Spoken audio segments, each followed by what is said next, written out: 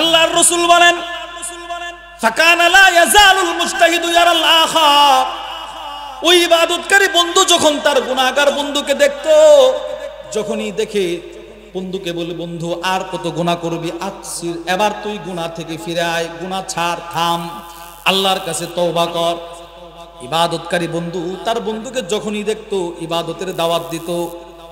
আল্লাহর রাসূল বলেন সে তার বন্ধুর দাওয়াত কর্ণপাত করতো না, কানে নিত না, সে তার গুনাহ করতেই থাকতো।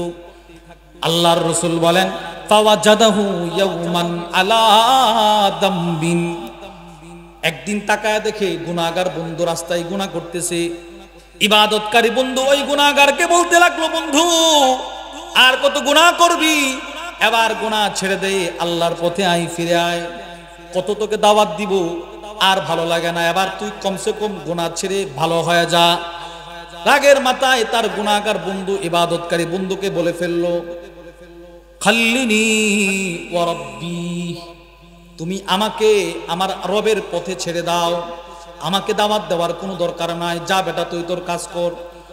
আরো কঠিন কথা বলে ফেলছে, আবু ইস্তা আলাইয়া রাকিবা, তোকে কি আল্লাহ তাআলা আমি কি করি না করি এটা দেখানোর জন্য পাঠাইছে নাকি, যা বেটা তুই কি ইবাদত কর, আমি গুনাহি করব।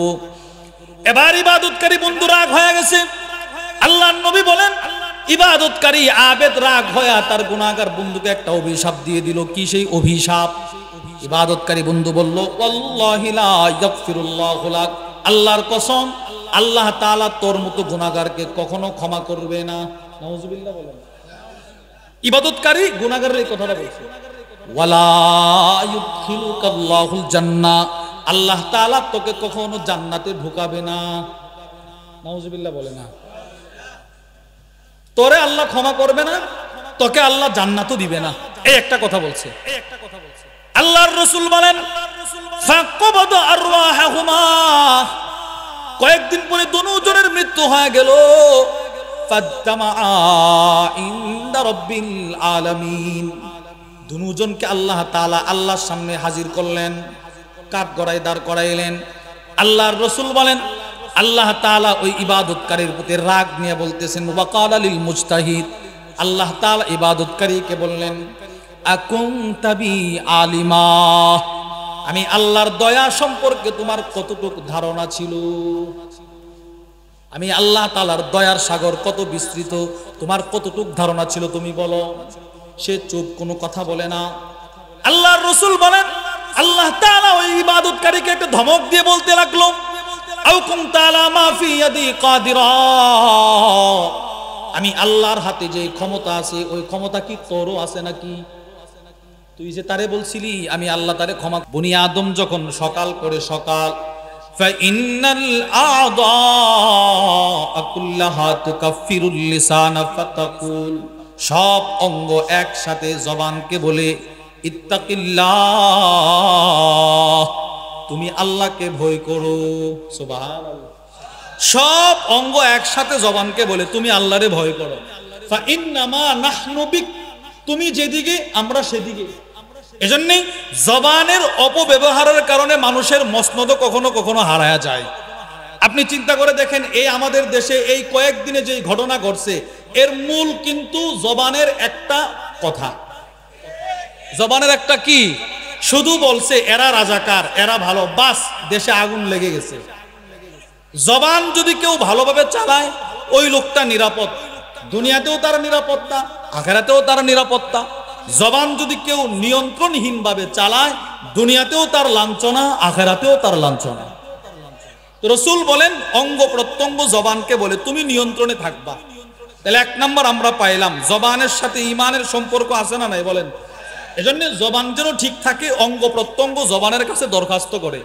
দুই, রাসূলুল্লাহ সাল্লাল্লাহু আলাইহি ওয়াসাল্লাম সাহাবাদেরকে যেই সমস্ত বিষয়ে গুরুত্ব দিয়ে বেশি বেশি ওসিয়ত করছেন, ওই বিষয়গুলোর ভিতরে অন্যতম হচ্ছে রাসূল সাহাবাদেরকে জবান নিয়ন্ত্রণে রাখার ওসিয়ত করছেন।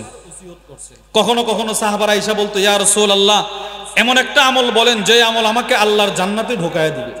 তো রাসূল বললেন নামাজ পড়বা, রোজা রাখবা, এগুলো যদি বেশি করতে নাও পারো ফরজ ঠিক রাইখা, ওয়াজিব ঠিক রাইখা, নফল যদি বেশি করতে নাও পারো, কমসে কম তুমি নিজের জবানটাকে নিয়ন্ত্রণে রাখবা। এই জবান নিয়ন্ত্রণ তোমাকে আল্লাহর জান্নাতে ঢোকায়া দিবে। ইমাম বুখারী রাহিমাহুল্লাহর বিখ্যাত হাদিসের কিতাব আল আদাবুল মুফরাদের 69 নম্বর হাদিস, ওয়ানিল বারা ইবনে আযিব রাদিয়াল্লাহু তাআলা আনহু قال, বারা ইবনে আযিব রাদিয়াল্লাহু তাআলা আনহু থেকে বর্ণিত, জাআ আ'রাবিয়্যুন ইলা রাসূলিল্লাহি সাল্লাল্লাহু আলাইহি ওয়াসাল্লাম, একজন গ্রাম্য ব্যক্তি নবীজির কাছে আসছে। ইয়া রাসূলুল্লাহ, এসে বলে, ওগো আল্লাহর রাসূল, দুল্লানি আলা আমালিন ইউদখিলুনিল জান্নাহ, আমাকে এমন একটা আমল বলে দেন যে আমলটা আমাকে আল্লাহর জান্নাতে ঢোকায় দিবে। নবীজি বলেন, আচ্ছা, আতইমিল জা'i, তুমি জান্নাতে যেতে চাও, অনাহারীকে খাবার খাওয়াও। ওয়া'মুর বিল মা'রুফ, সৎ কাজের আদেশ করো। ওয়ানহা আনিল মুনকার, অসৎ কাজ থেকে মানুষকে বাধা দিবা। এই কাজগুলো যদি করতে পারো তুমি জান্নাতে যাইবা। এবার রাসূল বলেন, শোনো, যদি এই কাজগুলো তুমি করতে না পারো আর জান্নাতে যেতে চাও, আমসিক আলাইকা লিসানাক, কমসে কম তুমি তোমার নিজের জবানটাকে নিয়ন্ত্রণে রাখবে। সুবহানাল্লাহ বলেন। দেখছেন, নবীজি বলতেছে এই কাজগুলো যদি নাও করতে পারো জবানটাকে নিয়ন্ত্রণে রাখবা। তাহলে রাসূলের ওসিয়ত জবান নিয়ন্ত্রণ রাখা। কেন? তো সমস্ত ইবাদতের মূল হচ্ছে জবান। বলেন, সমস্ত ইবাদতের মূল কি? আবার বলেন, সমস্ত ইবাদতের মূল কি? জবান। এজন্য তিরমিজি শরীফের 2616 নম্বর হাদিস, মুআজ ইবনে জাবাল বলেন, কুনতু মা'আন নবী সাল্লাল্লাহু আলাইহি ওয়াসাল্লাম ফি সাফার, নবীজির সাথে এক সফরে ছিলাম। ফাআসবাহতু ইয়াওমান করিবাম মিনহু ওয়া নাহনু নাসির, সফর করতে করতে নবীজির খুব কাছাকাছি আমি চলে আসছি। রাসূলকে ধরলাম, ধরে বললাম, ওগো আল্লাহর নবী, জান্নাতে যাওয়ার, জাহান্নাম থেকে মুক্তির একটা আমল আমাকে বলেন। রাসূল বললেন, শোনো মুআজ, এটা বড় কঠিন বিষয়। ওয়া ইন্নাহু লায়াসিরুন আলা মান ইয়াসসারাহুল্লাহু আলাইহি, তবে আল্লাহ যার জন্য জান্নাতের আমল সহজ করে দিয়েছেন তার জন্য আমলগুলো বড় সহজ। এরপরে রাসূল বলেন, তা'বুদুল্লাহ, তুমি যদি জান্নাতে যেতে চাও ইবাদত করবে আল্লাহর, রোজা রাখবা, নামাজ পড়বা, হজ করবা, যাকাত ফরজ হলে যাকাত দিবা।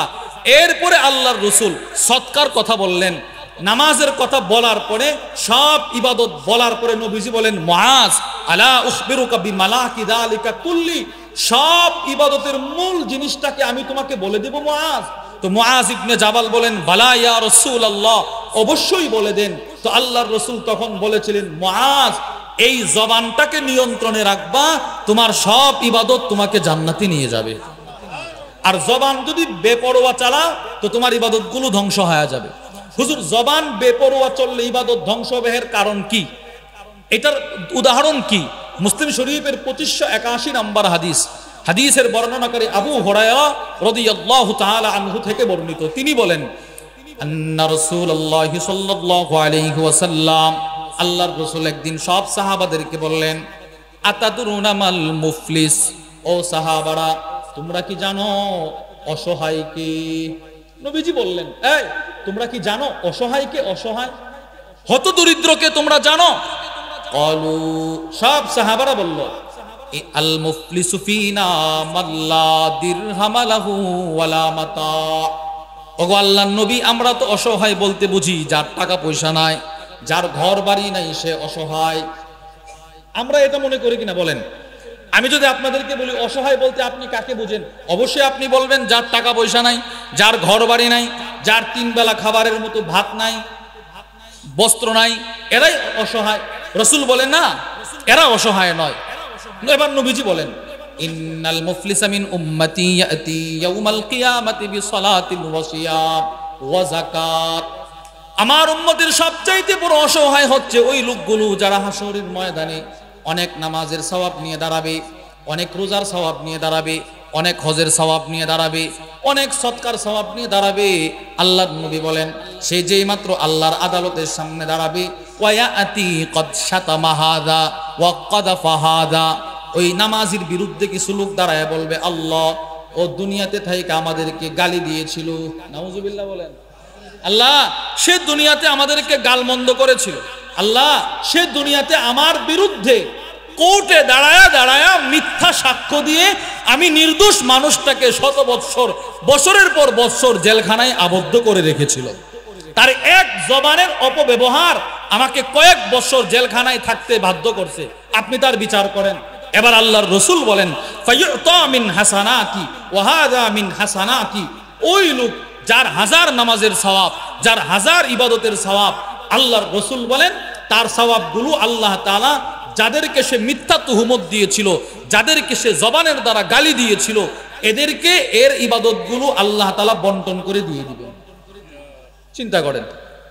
এবার নবীজি বলেন ফাইন ফানিয়াত হাসানাতু ক্বাবলা আন ইউকদা মা আলাই, সে যতজনের বিরুদ্ধে মিথ্যা সাক্ষ্য দিয়েছে, সে যতজনের বিরুদ্ধে তুহমত দিয়েছে, সবার সিরিয়ালে যদি তার ইবাদত দিয়ে এদের বিচার শেষ হয়ে যায় তো শেষ হয়ে গেল। এবার যদি দেখা যায় 10 জনকে সে গালি দিয়েছিল, 10 জন অসহায়, 10 জন নির্দোষকে সে মিথ্যা সাক্ষ্য দিয়ে জেলখানার ভিতরে ঢুকিয়েছিল, 5 জনেরকে তার ইবাদত দিয়ে শেষ, আরো 5 জন বাকি, কিন্তু এই লোকের ইবাদত নাই। এবার রসুল বলেন এই 5 জনের গুনাহগুলো ওই ইবাদতকারীর কাঁধে আল্লাহ দিয়ে দিবেন। নাউজুবিল্লাহ বলেন। সুম্মা তুরিহা ফিন নার, অতঃপর তাকে উল্টো নিক্ষেপ করে জাহান্নামে ফেলা হবে। রসুল বলেন ওই লোকের চাইতে নিঃস্ব পৃথিবীতে আর কেউ নাই। এবার আপনি বলেন এই লোকের ইবাদতগুলো ধ্বংস করেছে কোন জিনিস? বলে না কোন জিনিস? আবার জোরে বলেন কোন জিনিস? জবান, জিহ্বা। এজন্যে আল্লামা শাইখুল ইসলাম সানি ইমামে রব্বানি আল্লামা ইবনুল কাইয়িম আল জাওজিয়্যা রাহিমাহুল্লাহ তার বিখ্যাত কিতাব আদ-দা ওয়াদ দাওয়ার মধ্যে লেখেন ইন্নাল আবদ লা ইয়াতি ইয়াউমাল কিয়ামাতি বিহাসানাত আমসালিল জিবাল। পৃথিবীতে অনেক মানুষ হাসরের ময়দানে, অনেক নামাজি হাসরের ময়দানে পাহাড় সমপরিমাণ ইবাদত নিয়ে দাঁড়াবে, কিন্তু ফায়াজিদু লিসানাহু ক্বাদ হাদামাহা, সে তাকায় দেখবে তার একটা মাত্র জিহ্বা তার 1000 বছরের ইবাদতগুলো ধ্বংস করে দিয়েছে। নাউজুবিল্লাহ বলেন না। এই জবানের অপব্যবহার তার সব ইবাদত ধ্বংস করে দিয়েছে। আবার ইমাম ইবনুল কাইয়িম আল জাওজিয়্যা লেখেন ওয়ায়াতি, আবার কিছু মানুষ ইয়াউমাল কিয়ামা হাসরের ময়দানে আসবে বিসাইয়্যাত, অনেক গুনাহ নিয়ে আসবে। ফায়াজিদু লিসানাহু ক্বাদ হাদামাহা মিন কাসরাতি যিকরিল্লাহ, ওই লোকের গুনাহগুলো সে তাকায় দেখবে সে যে দুনিয়াতে কিছু জিকির করেছিল, তার জিকির তার কোটি কোটি গুনাহগুলোকে মিটিয়ে নেক দ্বারা পরিপূর্ণ করে দিয়েছে। তাহলে বোঝা গেল এই জবান আমাদের ইবাদতগুলো ধ্বংস করে দেয়, দেয় কিনা বলেন? তাহলে এই জবানটা নিয়ন্ত্রণ রাখা কতটা গুরুত্ব আমাদের বলেন, কতটা প্রয়োজন? এবারে জবানের নিয়ন্ত্রণের ব্যাপারে কোরআন কি বলে, হাদিস কি বলে, সংক্ষেপে আমরা শুনবো। এক, আমার তিলাওয়াতকৃত আয়াতে আল্লাহ বলেন মা ইয়ালফিজু মিন কওলিন ইল্লা লাদাইহি রাকিবুন আতীদ। পৃথিবীর মানুষগুলো মুখ দিয়ে যে কথাটাই নিক্ষেপ করে, যে কথাটাই বলে, সেই কথাটা একজন ফেরেশতা লেখার জন্য প্রস্তুত। আপনার বয়স যদি 60 বছর হয়, 30 বছর হয়, 35 বছর হয়, তো 35 বছরের যত কথা আপনি বলছেন সবগুলো ফেরেশতারা লিখে রাখছে, সবগুলো। মৃত্যুর পরে আমাদের হাকিমুন নফস আল্লামা মুফতি মুশতাকুন নবী কাসিম হাফিজাহুল্লাহ হুজুর এই বছর রমজানের ইতিকাফেও বলেছিলেন, বান্দার আমল নামা যখন খুলে দেওয়া হবে, ওই আমল নামায় সে কি কথা, কখন, কোথায়, কিভাবে, কয় তারিখ, কতটা সময় বলেছিল, সবগুলো ডেট সহ আল্লাহ তার সামনে উপস্থিত করবে। সেদিকে আশ্চর্য হয়ে যাবে যে আমি 15 আগস্টের রাত্রে এই কথাটা বলেছিলাম, রব এটাও আমার ছাড় দেয়নি।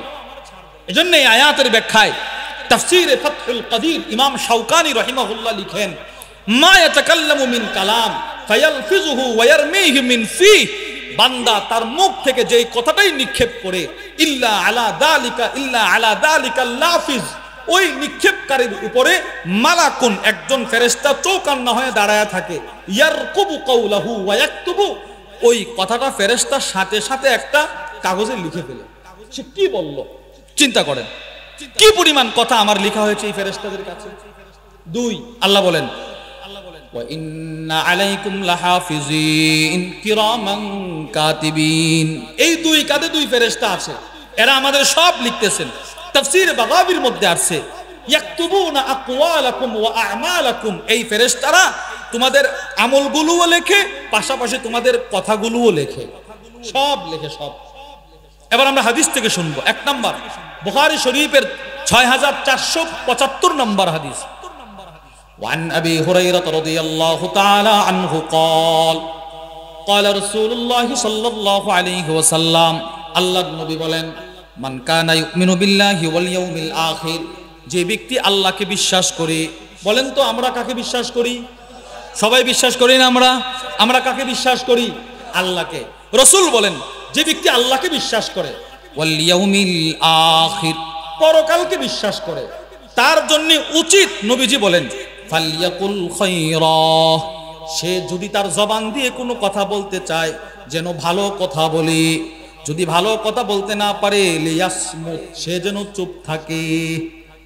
হয়তো ভালো কথা বলবে, ভালো কথা বলতে না পারলে সে যেন কি থাকে বলেন না, চুপ থাকে, চুপ। এই হাদিসের ব্যাখ্যায় ইমাম আল কুরতুবী রাহিমাহুল্লাহ তার বিখ্যাত কিতাব আত-তামহিদের মধ্যে লেখেন ওয়াফি হাদাল হাদিসে আদাবুন ওয়াস সুনানুন, এই হাদিসের মধ্যে আল্লাহর রাসূল কিছু আদব বর্ণনা করেছেন, শিষ্টাচার, ভদ্রতা।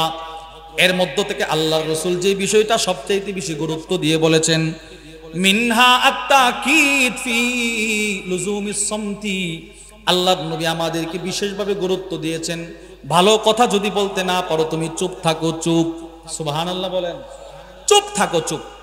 ইমাম নববী রাহিমাহুল্লাহ আল মিনহাজের মধ্যে হাদিসের ব্যাখ্যায় লেখেন ফামা'না, এই হাদিসের অর্থ আন্নাহু ইযা আরাদা আইয়াতাকাল্লাম, কোন বান্দাই যখন দুনিয়াতে কথা বলতে ইচ্ছা পোষণ করে, শ্বাস চলে গেছেন, কোন একটা কথা বলতে মন চাইতেছে, বাজারে গেছেন একটা কথা বলতে মন চাইতেছে, তো তিনি বলেন ফাইন কানা মা ইয়াতাকাল্লামু বিহি খায়রান মুহাক্কাকান ইউসাবু আলাইহি ফালইয়াতাকাল্লাম, তার কথা বলার বিপরীত যদি আল্লাহর পক্ষ থেকে সওয়াব লেখা হয় এমন কথা যদি হয় তো সে যেন এই কথাটা বলে, ওয়া ইল্লা ফালইউমসিক আনিল কালাম, অন্যথায় সে যেন কথা বলা থেকে চুপ থাকে। যদি কথাটার বিনিময়ে সওয়াব থাকে সে যেন বলে, যদি কথার বিনিময়ে সওয়াব না থাকে সে যেন চুপ থাকে। সুবহানাল্লাহ বলেন না। 2, হযরত উকবা ইবনে আমির রাদিয়াল্লাহু তাআলা আনহু, তিরমিজি শরীফের হাদিস, উনি নবীজির কাছে গিয়ে বলে ইয়া রাসূলুল্লাহ, ওগো আল্লাহর নবী, মান নাজা, মুক্তি কিসে? নবীজি বললেন উকবা, মুক্তি পেতে চাও, দুনিয়া আখিরাতে মুক্তি পেতে চাও, তাহলে তুমি একটা কাজ করবা। কি কাজ? আমসিকা আলাইকা লিসানাক, নিজের জবানকে অযথা কথা বলা থেকে নিয়ন্ত্রণে রাখবা। সুবহানাল্লাহ বলেন। 3, আব্দুল্লাহ ইবনে আমর ইবনে আস থেকে বর্ণিত মিশকাতুল মাসাবির 4836 নম্বর হাদিস, ওয়ান আব্দুল্লাহ ইবনে আমর ইবনে আস রাদিয়াল্লাহু তাআলা আনহুমা قال قال رسول الله صلى الله عليه وسلم, আল্লাহর নবী বলেন মান সামাতা নাজা, যে যত চুপ থাকবে সে তত মুক্তি পাবে। সুবহানাল্লাহ বলেন। যে যত বেশি কি থাকবে, চুপ থাকবে, সে তত মুক্তি পাবে। এবার সে মুক্তিটা পাবে কিসের থেকে?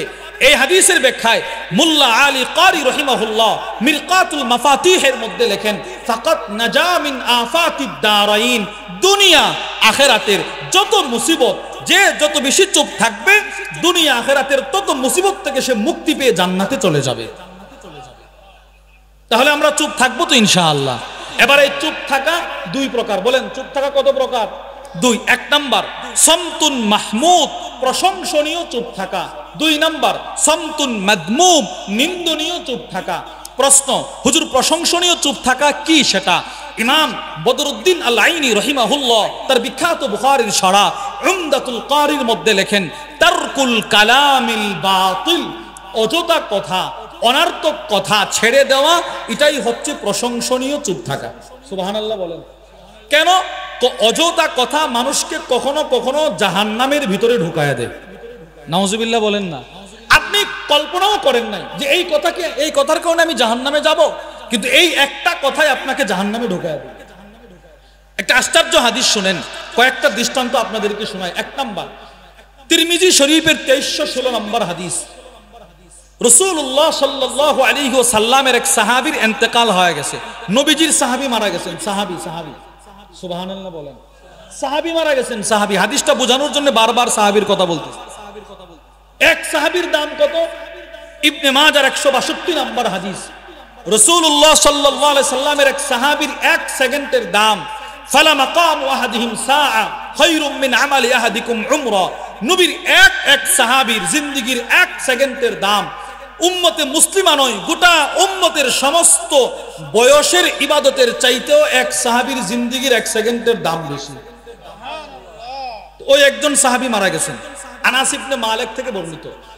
ওয়ান আনাস ইবনে মালিক রাদিয়াল্লাহু তাআলা আনহু قال, আনাস ইবনে মালিক বলেন, তুফিয়া রাজুলুম মিন আসহাবিন নবী সাল্লাল্লাহু আলাইহি ওয়াসাল্লাম, নবীজির এক সাহাবীর ইন্তেকাল হয়ে গেল। সাহাবীর লাশটা শোয়ানো, আরেকজন সাহাবী দাঁড়ায় বলতে লাগলো, আবশির বিল জান্নাহ, ও সাহাবী তুমি আল্লাহর জান্নাতের সুসংবাদ গ্রহণ করো। আরে সুবহানাল্লাহ বলে না। এক সাহাবী মারা গেছেন, আরেক সাহাবী রাসূলও দাঁড়ায় রইছে, সব সাহাবারা দাঁড়ায় আছেন, জানাজা পড়বে অথবা পড়া হয়ে গেছে। সাহাবী একজন দাঁড়ায় বলে, তুমি আল্লাহর জান্নাতের সুসংবাদ গ্রহণ করো, এই লোকটা জান্নাতি। আল্লাহর রাসূল সাথে সাথে এই লোকের কথার প্রতি উত্তরে নবীজি বলতে লাগলেন, আওয়ালা তাদরি, ও সাহাবী তুমি হয়তো জানো না, এই যে বলছে তুমি জান্নাতি ওই লোককে নবী বলতেছে তুমি হয়তো জানো না। ফালা আল্লাহু তাকাল্লামা ফি মা লা ইয়ানি, সে হয়তো তার জিন্দেগিতে এমন কোন অযথা কথা বলেছে, অযথা কথা, যে কথাটার দুনিয়ারও কোনো ফায়দা নাই, আখিরাতেরও কোনো ফায়দা নাই, এমন কোন কথা হয়তো সে তার জীবদ্দশায় বলেছে যে কথাটার কারণে তাকে জাহান্নামেও যাওয়া লাগতে পারে। নাউজুবিল্লাহ বলেন। নবীজি নবীজির সাহাবীকে এই কথা বলতেছেন, তো আমার ব্যাপারে কি অবস্থা হবে, আপনার ব্যাপারে কি অবস্থা হবে? 2 বুখারী শরীফের 6478 নম্বর হাদিস। ওয়ান আবি হুরায়রা রাদিয়াল্লাহু তাআলা আনহু قال, আবু হুরায়রা রাদিয়াল্লাহু তাআলা আনহু থেকে বর্ণিত, আল্লাহর নবী বলেন, ইন্নাল আবদা লা ইয়াতাকাল্লামু বিল কালিমা মিন রিদওয়ানিল্লাহ লা ইলকি লাহা বালা। আল্লাহর নবী বলেন, আল্লাহ তাআলার কিছু এমন বান্দা আছে যারা অর্থ বুঝে না, অর্থ জানে না, অর্থের প্রতি কোনো ভ্রুক্ষেপ করে না, কিন্তু মনের অজান্তে আল্লাহর সন্তুষ্টির কোনো কথা তার মুখ দিয়ে বের হয়ে যায়, যে কথাটা আল্লাহর সন্তুষ্টির, কিন্তু এই কথাটার মর্ম সে জানে না। আল্লাহর নবী বলেন, এই যে তার মুখ দিয়ে আল্লাহর সন্তুষ্টির কথাটা বের হয়ে গেল, যদিও সে অর্থ জানে না, ইয়ারফাউহুল্লাহু বিহা দারাজাত, ওই কথাটার কারণে রব জান্নাতে তার মর্যাদা কোটি গুণ বাড়ায়া দেন। মনে করেন এই সুবহানাল্লাহ বলছেন, সুবহানাল্লাহর অর্থ কিন্তু আলেম ওলামা ছাড়া, মাদ্রাসার তলাবায়ে ইলম ছাড়া আমরা অনেকেই জানি না, এটা বাস্তব। নামাজে সুবহান রাব্বিয়াল আ'লা পড়ি, সুবহান রাব্বিয়াল আযীম পড়ি, সুবহানাকাল্লাহুম্মা ওয়া বিহামদিকা থানা পড়ি, তাশাহুদ পড়ি, দুআয়ে কুনুত পড়ি, এই অর্থগুলো অনেকে আছে আমরা জানি না, কিন্তু এতটুকু বুঝি যে এইগুলো পড়লে আল্লাহ খুশি হয়। আল্লাহ কি হয়? রাসূল এই কথাটাই বুঝাইতে চাইছেন যে অনেক মানুষ আছে যারা অর্থ বুঝে না, কিন্তু বলে আল্লাহর সন্তুষ্টির জন্য, এর বিনিময়ে আল্লাহ তাআলা কোটি বছরের জান্নাত তার জন্য বাড়ায়া দেন। এরপরে আল্লাহর রাসূল বলেন, ওয়া ইন্নাল আবদা লা ইয়াতাকাল্লামু বিল কালিমা, আর কিছু মানুষ এমন আছে যারা মুখ দিয়ে কিছু কথা বলে ফেলে, মিন সাখাতিল্লাহ, আল্লাহর অসন্তুষ্টির কথা, লা ইলকি লাহা বালা, ওই কথাটার পরিণাম সে চিন্তা করে না। কথা একটা বলে ফেলছে, যে কথার দ্বারা আল্লাহ নারাজ, ওই রকম কথা সে মুখ দিয়ে বলে ফেলছে, কিন্তু কথাটা বলার সময় সে ভ্রুক্ষেপ করে নাই, চিন্তাও করে নাই, কি বললাম বলে ফেলছে। নবীজি বলেন, ইয়াহবি বিহা ফি জাহান্নাম, এই একটা কথা তাকে 1000 বছরের জাহান্নামের গভীরে ঢুকায়া দেয়। কি পরিমাণ জাহান্নামের গভীরে ঢুকে? বুখারী শরীফের 6477 নম্বর হাদিস, আবু হুরায়রা রাদিয়াল্লাহু তাআলা আনহু থেকে বর্ণিত, রাসূল বলেন, ইন্নাল আবদা লা ইয়াতাকাল্লামু বিল কালিমা, বান্দা অনেক সময় অনেক কথা বলে, মা ইয়াতাবায়ানু ফিহা, যে কথাটার ব্যাপারে সে কোনো চিন্তা ফিকির করে না। কি বললাম রে, এই কোনো চিন্তা নাই, এই বলতেই আছে বলতেই আছে। নবীজি বলেন, আবআদা মিম্মা বাইনাল মাশরিকি ওয়াল মাগরিব ইয়াজিল্লু বিহা ফিন নার, তো এই একটা কথা তাকে জাহান্নামের এতটাই গভীরে ঢুকায়া দেয়, পৃথিবীর পূর্ব থেকে পশ্চিমের দূরত্ব যতটুকু, সে জাহান্নামের এর চাইতেও বেশি গভীরে ঢুকে যায়। আরো আশ্চর্যের একটা হাদিস শোনেন, এখনের হাদিসটা একটু লম্বা, একটা দামি আশ্চর্য হাদিস।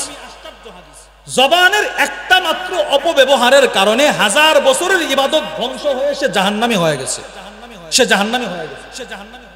একটা মাত্র অপব্যবহার জাহান্নামী হয়ে গেছে। সুন্দর একটা হাদিস, আবু দাউদ শরীফের 4901 নম্বর হাদিস, 4901। খেয়াল করে শুনেন। وعن أبي هريرة رضي الله تعالى عنه قال আবু হুরায়রা রাদিয়াল্লাহু তাআলা আনহু বলেন, সামি'তু রাসূলুল্লাহি সাল্লাল্লাহু আলাইহি ওয়াসাল্লাম ইয়াকুল, আমি নবীজিকে একটা হাদিস বলতে শুনেছি। কি হাদিস? আল্লাহর নবী বলেন, কানা রাজুলান ফি বানি ইসরাঈল মুতাওয়াকিয়াইন। আল্লাহর নবী বলেন, বনি ইসরাইলের দুই বন্ধু ছিল, দুই বন্ধু। দুইজন কি ছিল? বন্ধু। ফাকানা আহাদুহুমা ইউদনি ওয়াল আখর মুজতাহিদুন ফিল ইবাদা। দুই বন্ধুর এক বন্ধু শুধু গুনাহ করে, আর অপর বন্ধু শুধু ইবাদত করে, শুধু ইবাদত।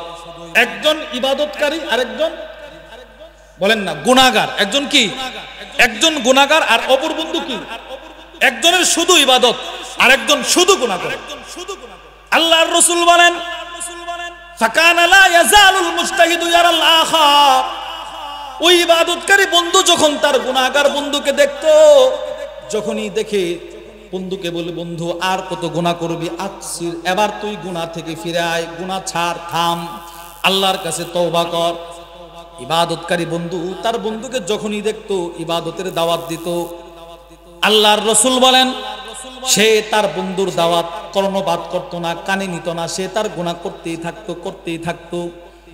আল্লাহর রাসূল বলেন, ফাওয়াজাদাহু ইয়াওমান আলা দামবিন। একদিন তাকায় দেখে গুনাহগার বন্ধু রাস্তায় গুনাহ করতেছে। ইবাদতকারী বন্ধু ওই গুনাহগারকে বলতে লাগলো, বন্ধু আর কত গুনাহ করবি, এবার গুনাহ ছেড়ে দে, আল্লাহর পথে আয়, ফিরে আয়, কত তোকে দাওয়াত দিব, আর ভালো লাগে না, এবার তুই কমসে কম গুনাহ ছেড়ে ভালো হয়ে যা। রাগের মাথায় তার গুনাহগার বন্ধু ইবাদতকারী বন্ধুকে বলে ফেললো, খাল্লিনি ওয়া রাব্বি, তুমি আমাকে আমার রবের পথে ছেড়ে দাও, আমাকে দাওয়াত দেওয়ার কোনো দরকার নাই, যা বেটা তুই তোর কাজ কর। আরো কঠিন কথা বলে ফেলছে, আবু ইস্তা আলাইয়া রাকিবা, তোকে কি আল্লাহ তাআলা আমি কি করি না করি এটা দেখানোর জন্য পাঠাইছে নাকি? যা বেটা তুই গিয়ে ইবাদত কর, আমি গুনাহ করব। এবার ইবাদতকারী বন্ধু রাগ হয়ে গেছে। আল্লাহর নবী বলেন, ইবাদতকারী আবেদ রাগ হয়ে তার গুনাহগার বন্ধুকে একটা অভিশাপ দিয়ে দিল। কি সেই অভিশাপ? ইবাদতকারী বন্ধু বলল, ওয়াল্লাহি লা ইয়াগফিরুল্লাহু লাক, আল্লাহর কসম আল্লাহ তাআলা তোর মতো গুনাহগারকে কখনো ক্ষমা করবে না। নাউজুবিল্লাহ বলেন।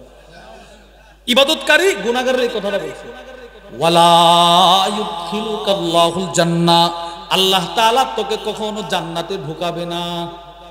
নাউজুবিল্লাহ বলে না। তোরে আল্লাহ ক্ষমা করবে না, তোকে আল্লাহ জান্নাতও দিবে না, এই একটা কথা বলছে। আল্লাহর রাসূল বলেন, ফাকবাদ আরওয়াহুমা, কয়েকদিন পরে দুজনের মৃত্যু হয়ে গেল। ফাদামা ইনদা রাব্বিল আলামিন, দুজনকে আল্লাহ তাআলা আল্লাহর সামনে হাজির করলেন, কাঠ গড়ায় দাঁড় করাইলেন। আল্লাহর রাসূল বলেন, আল্লাহ তাআলা ওই ইবাদতকারীর প্রতি রাগ নিয়ে বলতেছেন, ওয়াকালা লিল মুজতাহিদ, আল্লাহ তাআলা ইবাদতকারীকে বললেন, আকুনতা বি আলিমা, আমি আল্লাহর দয়া সম্পর্কে তোমার কতটুকু ধারণা ছিল? আমি আল্লাহ তাআলার দয়ার সাগর কত বিস্তৃত, তোমার কতটুকু ধারণা ছিল তুমি বলো? সে চুপ, কোনো কথা বলে না। আল্লাহর রাসূল বলেন, আল্লাহ তাআলা ওই ইবাদতকারীকে একটা ধমক দিয়ে বলতে লাগলো, আও কুনতা আলা মা ফি ইয়াদি কাদিরা, আমি আল্লাহর হাতে যে ক্ষমতা আছে ওই ক্ষমতা কি তোরও আছে নাকি? তুই যে তারে বলছিলি আমি আল্লাহ তারে ক্ষমা করব না, তুই যে দুনিয়াতে তাকে বলছিলি আমি আল্লাহ তাকে জান্নাত দিব না, এর মানে বোঝা যায় আমি আল্লাহর ক্ষমতার অংশ তোরও আছে নাকি? সে মাথা নিচু করে দাঁড়ায় আছে। আল্লাহর নবী বলেন, আল্লাহ তাআলা ওই গুনাহগারকে ডাক দিয়ে বলবে, ইযহাব ফাদখুলিল জান্নাতা বিরহমাতি, যা বান্দা যা, আজকে তুই আমি আল্লাহর রহমতের চাদরটা শরীরে দিয়ে আমার বানানো জান্নাতে চলে যা, তুমি জান্নাতে চলে যাও। এবার আল্লাহর নবী বলেন, ওই ইবাদতকারীকে আল্লাহ তাআলা বলবে ইযহাবু বিহি ইলান নার, এই ইবাদতকারীকে তোমরা জাহান্নামে নিক্ষেপ করো। হাদিস এখানে শেষ। এবার আমার মূল কথা হচ্ছে, এই হাদিস যে সাহাবী বর্ণনা করতেছেন সেই সাহাবীর নাম হযরত আবু হুরায়রা রাদিয়াল্লাহু তাআলা আনহু। আবু হুরায়রা এই হাদিসটা নবীজির কাছ থেকে শুনে যখন বর্ণনা করেছিল, বর্ণনা করার পর আবু হুরায়রা একটা চিৎকার দিছে, চিৎকার জোরে একটা চিৎকার দিয়ে বলে ওয়াল্লাযী নাফসি বিয়াদি, ওই আল্লাহর কসম যে আল্লাহর হাতে আমি আবু হুরায়রার জান, লাতাকাল্লামা বিকালিমা আও বাকাদ দুনিয়াহু ওয়া আখিরাতা, ওই ইবাদতকারী আল্লাহ তোকে ক্ষমা করবে না এই একটা অযথা কথা বলার কারণে তার দুনিয়া আখিরাত ধ্বংস হয়ে গেছে। নাউজুবিল্লাহ বলেন। আবু হুরায়রা একটা চিৎকার দিছে রাদিয়াল্লাহু আনহু, আল্লাহর কসম এই ইবাদতকারীর একটা অযথা কথা, লাতাকাল্লামা বিকালিমা, সে একটা কথা বলেছে যে আল্লাহ তোর মতো গুনাহগারকে ক্ষমা করবে না, আল্লাহ তোকে জান্নাত দিবে না, এই এক অযথা কথা আও বাকাদ দুনিয়া ওয়া আখিরা, তার দুনিয়াকেও বরবাদ করে দিয়েছে, তার আখিরাতকেও বরবাদ করে দিয়েছে। এবার চিন্তা করেন এই জবানটার কত দাম, এই জবান নিয়ন্ত্রণ রাখার কত গুরুত্ব চিন্তা করেন। নিয়ন্ত্রণ করব তো ইনশাআল্লাহ। বলেন, অযথা কথা না বলা, উপকারী কথা ছাড়া কোনো কথা না বলা, কোনো কথাই না। এই চুপ থাকা, এটা আমি কেন চুপ থাকবো? কারণ এটা সরাসরি নবীজির সিফত। সুবহানাল্লাহ বলেন। বলেন এটা কার সিফত? নবীজির সিফত। নবীজির সিফত। তিরমিজি শরীফের হাদিস 2850 নম্বর হাদিস। জাবির ইবনে সামুরা বলেন, জালাস্তুন নবী সাল্লাল্লাহু আলাইহি ওয়াসাল্লাম, আমি নবীজির সাথে অনেক মজলিসে বসছি, আকসারা মিন মিআতি মাররা, 100-র উপরে নবীর সাথে আমি অনেকগুলা মজলিস বৈঠকে বসছি। সুবহানাল্লাহ বলেন। কপাল কত ভালো, নবীজির সাথে 100-র উপরে মজলিসে বসছে। কিন্তু উনি রাসূল একটা সিফত বর্ণনা করেন, তিনি বলেন ফাকানা আসহাবু, নবীজির সাহাবারা ইয়াতানাশাদুনা শি'রা, কখনো কবিতা বর্ণনা রচনা করত, কখনো গজল গাইতো, কবিতা বলতো, ওয়া তাযাকারুনা আশিয়া মিন আমরিল জাহিলিয়্যা, অথবা কখনো জাহিলি যুগের আলোচনা করত। কিন্তু ওয়া হুয়া সাকিতুন, রাসূল বসা, নবীজি চুপ থাকতেন। সুবহানাল্লাহ বলে না, রাসূল চুপ থাকতেন, নবীজি কোনো কথা নাই। রুবামা তাবাসসাম, কখনো কখনো নবীজি মুস্কি হাসি দিতেন। সিদ্দিক আকবরের সিফত ছিল চুপ থাকা।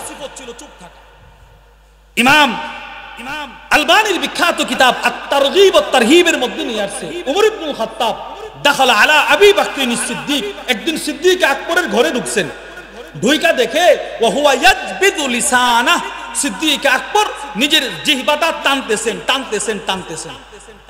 এইভাবে জিহ্বা টানতেছেন, বের করে টানতেছেন, যেন ছিঁড়ে ফেলবে। উমর গিয়ে বলল, মা হায় হায় গফারাল্লাহু লাক, আল্লাহ আপনারে ক্ষমা করুন, আপনি জিহ্বা টানতেছেন কেন? তখন সিদ্দিক আকবর চোখের পানি ছেড়ে দিয়ে কাঁদতেছিল আর বলতেছিল, ইন্না হাদা আওরাদানিল মাওয়ারিদ, উমর এই জিহ্বা তো আমাকে আল্লাহর জান্নাতে ঢুকায় দিল, জাহান্নামে ঢুকায় দিল। চিন্তা করেন, সিদ্দিক আকবর বলে, উমর এই জিহ্বা আমারে জাহান্নামে ঢুকায় দিছে। সিদ্দিক আকবরের মতো ব্যক্তি এই কথা বলে। হযরত ফুযাইল ইবনে আয়াস, ইমাম ইবনে আসিম আশ-শাইবানি তার বিখ্যাত কিতাব আজ-জুহুদের মধ্যে নিয়ে আসছে, ফুযাইল ইবনে আয়াস বলেন, কানা বা'দুস সালাফ, আমাদের অনেক সলফে সালিহিন বুজুর্গরা এমন ছিল, ইয়াহফাজু কালামাহু মিনাল জুমআতি ইলাল জুমআ, এক জুমা থেকে, আগামীকালকে জুমা, তো এক জুমা থেকে আরেক জুমা কি কথা বলেছে সবগুলো কথা ইনারা কাগজে লিখে রাখতেন। সুবহানাল্লাহ বলেন। মানে এই কাগজে লেখা, পরে এগুলো জাস্টিফাই করতেন, আমার কোন কথাটা ভালো বলছি, কোন কথাটা খারাপ বলছি, কোন কথাটা আমার নাজাতের জরিয়া হবে, কোন কথাটা আমার জাহান্নামে যাওয়ার মাধ্যম হবে, এগুলো চিন্তা করতেন। হযরত রুবাই ইবনে হাইসাম বলেন, আমি 20 বছর মানুষের সাথে কোনো অযথা কথা বলি নাই। 20 বছর প্রতিদিন যখন তিনি সকাল করতেন, দাওয়াত, সাথে একটা দাওয়াত রাখতো, কিরতাস, একটা কাগজ রাখতো, কাগজ, প্রতিদিন সকাল থেকে সন্ধ্যা যতটা কথা বলতেন সব লিখতেন। ফায়ুহাসিবু নাফসাহু ইনদাল মাসা, সন্ধ্যার সময় ঘুমানোর পূর্বে এই কাগজ খুলে খুলে নিজে নিজে চিন্তা করতেন কোন কথাটা উপকারী, কোন কথাটা অপকারী। যদি কোনো উপকারী কথা বলছেন তো আল্লাহর শুকরিয়া আদায় করতেন, যদি কোনো মুখ ফসকে কোনো কথা বের হয়ে গেছেন তো এটার জন্য সারা রাত দাঁড়ায় নামাজ পড়তেন। এজন্য আপনাদেরকে এই বৃষ্টিময় রাত্রেও অল্প সময়ে যে কথাটি বললাম, কথাটি হচ্ছে জবানকে নিয়ন্ত্রণ রাখার গুরুত্ব শরীয়তে ইসলামে আছে না নাই? বলেন বলেন বলেন, আছে না নাই? হ্যাঁ, ইমাম মুল্লা আলী কারি রহিমাহুল্লাহ একটা চমৎকার কথা লিখছেন। তিনি বলেন, আল লিসান জিরমুহু সগীর। তো জবান শরীরের অন্যান্য অঙ্গের তুলনায় ছোট, অনেক ছোট। যারা মুহু, কিন্তু এটার ক্ষত বিক্ষত, এটার আঘাত, এটার ধ্বংস কাসির ওয়া কাবীর, অনেক বেশি, অনেক বড়। জবানটা ছোট। এই এক এলাকার সাথে আরেক এলাকার ঝগড়া লাগানোর জন্য এক জবানের একটা কথাই যথেষ্ট। ঠিক না বেঠিক? বলেন। মুসিবত আনার জন্য, মুসিবতে নিক্ষিপ্ত হওয়ার জন্য জবানের এই এক কথাই যথেষ্ট। এজন্য এই জবানকে নিয়ন্ত্রণ রাখার চেষ্টা করব তো ইনশাআল্লাহ। যদি পারেন ভালো কথা বলবেন। আর ভালো কথা কোনগুলো? আম্মাজান উম্মে হাবিবা রাদিয়াল্লাহু তাআলা আনহা থেকে বর্ণিত তিরমিজি শরীফের হাদিস। তিনি বলেন, কুল্লু কালাম ইবনে আদম লা লাহু। বনি আদমের কোনো কথাই তার জন্য কল্যাণকর নয়, কোনো কথাই তার জন্য কল্যাণকর নয়, ইল্লা, তবে আমরুন বিল মারুফ, দাওয়াত তাবলীগে গিয়ে সহিহ আকীদা অনুযায়ী, সহিহ মানহাজ অনুযায়ী যারা আল্লাহ আল্লাহর রাসূলের কথা বলে, ওই কথাগুলো হলো দামি, ওই কথাগুলো হলো উপকারী। কাসরাতু যিকরিল্লাহ, আল্লাহর নামের জিকির করা, এই কথাগুলো হলো দামি। এইগুলো দামি। এই জিকির করা, এই কোরআন তেলাওয়াত করা, এই দ্বীনি মাসআলা বলা, দ্বীনি মাসআলা জানার জন্য প্রশ্ন করা, এই কথাগুলো হচ্ছে দামি কথা। আর অযথা কথা বলা, এগুলো হচ্ছে নিন্দনীয় কথা। তাহলে আমরা বুঝলাম চুপ থাকা দুই প্রকার: সামতুন মাহমুদ, প্রশংসনীয় চুপ, অযথা কথা ছেড়ে দেওয়া; সামতুন মাদমুম, নিন্দনীয় চুপ, ভালো কথা ছেড়ে দেওয়া। ভালো কথা কি করা? ছেড়ে দেওয়া। কোরআন পড়া এটা ভালো জিনিস, এটা যদি ছেড়ে দেন এটা নিন্দনীয় চুপ, মন্দ চুপ, নিকৃষ্ট চুপ। সত্য দেখার পরে যদি চুপ থাকেন, ইমাম ইবনুল কাইয়িম আল জাওজিয়্যা বলেন, যেই লোক সত্য দেখার পরে প্রতিবাদ করে না, সে হচ্ছে বুবা শয়তান, শায়তানুন আখরাস, বুবা শয়তান। আল্লাহ আমাদের সকলকে জবান যেভাবে নিয়ন্ত্রণ করলে আল্লাহ আল্লাহর রাসূল খুশি, ওইভাবে জবান নিয়ন্ত্রণ করার তৌফিক দান করুন। যারা এই মাহফিলের পিছনে অর্থ দিয়ে, শ্রম দিয়ে মেহনত করেছেন, আল্লাহ সকলকে উত্তম বিনিময় দান করেন। জাযাকুমুল্লাহু আহসানাল জাযা। যেই কথাগুলো বললাম যদি সঠিক হয় রবের পক্ষ থেকে, ভুল হলে আমার পক্ষ থেকে, এই কথা বলেই আমি আমার আজকের আলোচনার ইতি এখানেই টানছি। ওমা আলাইনা ইল্লাল বালাগ। আলহামদুলিল্লাহ, হযরত অত্যন্ত মূল্যবান নসিহত পেশ করেছেন। আমরা যেন আমাদের